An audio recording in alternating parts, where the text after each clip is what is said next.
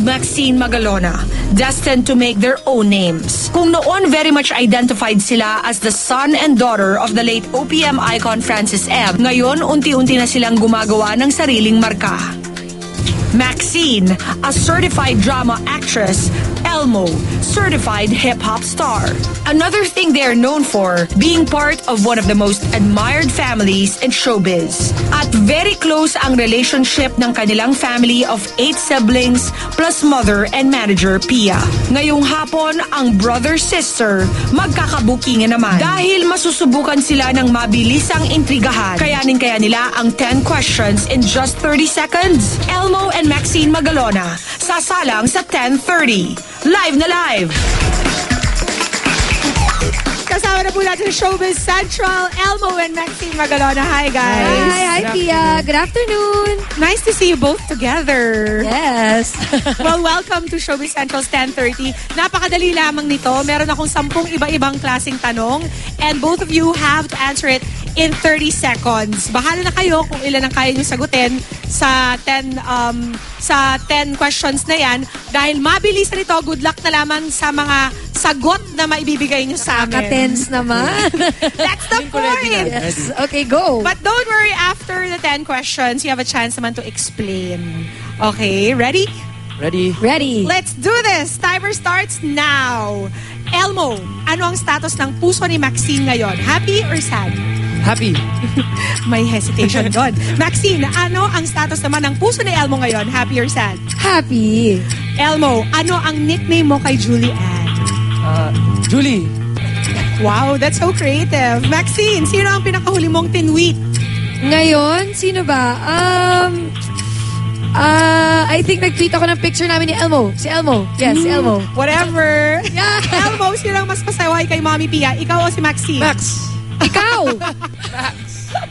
Okay, at the end of that, you only were able to answer 5 questions. 5. Ang gusto ko malaman, ba't may hesitation yung happy or sad? Hindi, nang-iintriga lang ako. Hindi, pero happy. Happy sobra. Happy. Oh, Happy naman si Maxine. Naman As siyang, far as you know. Yung parang closeness sa family, mas nagiging mas close pa siya ngayon because nakikita niya nga yung self niya now as the ate of the family. So, mas nagiging May music. Mas nagiging, ano pa siya. We want you to cry, ano ka ba? Mature for us. At isa pa, sorry Max but I also wanna know kung bakit nasagot mo na si Max ang mas pasaway kay Mama Pia. Yun nga, dati. Yun yung dati. Kasi nga... No, na mature ngayon pasaway. Oo. Hindi, ngayon, mas mature na siya. Pero, wala lang. Lahat naman kami, nagbibigay sakit ulo minsan. You have your own moments. May moments din. Mas marami si Elmo, maniwala kayo sa akin. Hindi ka lang natanong. Pero nakikita ko naman na kahit nagkakabukingan kayo magkapatid, very obvious na very close kayong dalawa. Yes. Okay. And ang mas interesting pa dyan ay mas close pa yata kayo ngayon kahit na hindi na kayo nakatira sa isang bahay kasama ang inyong ibang mga kapatid at ang mom nyong si Pia. Oo nga eh. Hindi ko alam kung paano namin ginagawa. Ako, nakatira ako sa Ortigas. Then si Max sa Quezon City. And then si mom naman with smaller children sa Antipolo, sa family house namin. Yeah, and syempre, diba, kahit na we live separately, we have to make time to contact each other. Kaya we make sure na we stay in touch with everybody. Kaya yon, we always call, text each other. Diba, iba ng technology ngayon eh. Dali-dali na we can tweet each other. O kaya sa Instagram, ako talaga, I rely heavily on my smartphone para to stay in touch with my family and my friends. And even the fans, of course. Mm-hmm. So, I'm sure your cell phones are practically glued to the sides of your head. Laging nakadikit yung mga cellphones sa inyong mga muka. Am I right or am I right? Sagutin ko lang. Ha? Ano sabi niyo?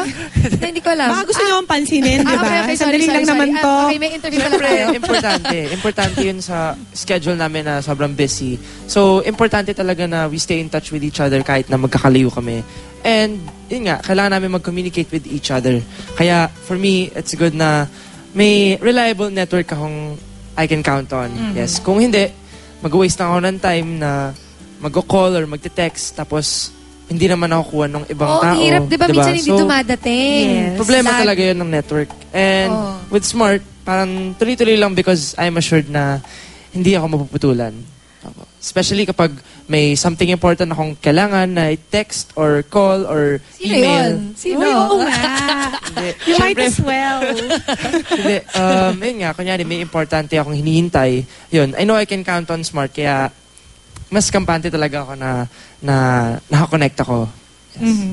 Tama yan. Especially with very important moments, mahirap nga ang hindi connected because you can miss out on very important opportunities like for your work and waste precious time, which I'm sure you guys don't have very much of. Oo, kasi di ba syempre yung mom namin, siya yung manager namin. Kaya siguro nasabi ni Elmo na pasaway ako kasi talagang si mama, kami yung palaging nag-uusap about work, ganyan. So, syempre, mahirap na kung kunyari yung network may problema, hindi ko nakukuha yung messages. So, mahirap na baka ma-miss ko yung appointment or whatever. Minsan nga nababasa ko, Max, please answer your phone. Sa Twitter na minsan dinadaan kasi sa text talagang mahirap na. Kung work-related, baka may ma-miss ako na important opportunity or project. Kung personal naman, naku, baka mamaya may emergency na hindi ko naman pala alam, di ba? Kaya, syempre, communication is very important and now I can say that I have a reliable network that I can count on kasi sa Smart talaga, you can count on that and you don't waste any opportunity, any moment, and you can be more,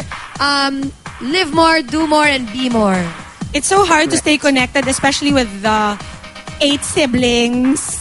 Diba? Yeah, true. And a very scary mom when you don't answer her texts. Scary. Scary is the right Scary word. dahil siya naman yung Very caring kasi siya. Pero Scaring. scary, yeah. Usong-uso nga ang mga social networking sites at ang pagkakaalam ko, I know that and I follow all you guys on Twitter. Lahat yata ng miyembro ng pamilya nyo ay may sariling Twitter account.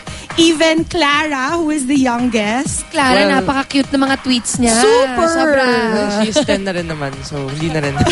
Pero ayun, kasi napaka-cool and wala, it's really mas rin siya, efficient kapag updated ka sa social networking sites like Twitter kasi palagi kang updated nga sa mga taong malapit sa'yo and even the fans nga, of course. At saka talagang yung family namin, di ba, ever since naman, we've always been a techie family, puro gadgets, ganyan. And ako ngayon, I really enjoy Twitter. Kaya sa lahat ng mga followers ko na nanonood, hello!